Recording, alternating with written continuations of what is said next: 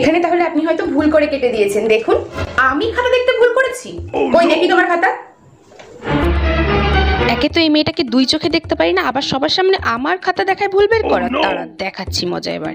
ঠিক আছে, তোমার এই নাম্বারটা না হয় আমি বাড়িয়ে দিচ্ছি। হ্যাঁ ঠিক আছে ম্যাম। ও মা, এখানে তো কত নাম্বার কাটা যাবে তোমার? তুমি তো এটা ঠিক করে লেখোই নি। এই নাম্বারটা তো একদম কাটা। হ্যাঁ কি বলছেন ম্যাম? আমি তো এগুলো সব ঠিকঠাকই লিখেছি। এ বাবা, এখানে তুমি এক্সাম্পলই দাওনি। ওখানে তো এক্সাম্পল দিতে বলেনি ম্যাম।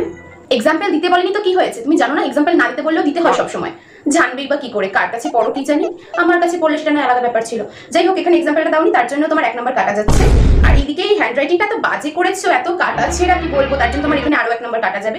ম্যাম আমি তো ওখানে বেশি কাটাকাটি করিনি। যত কিন্তু কিন্তু করবে আর যত কেন কেন জিজ্ঞাসা করবে তত তোমার নাম্বার কাটা যাবে।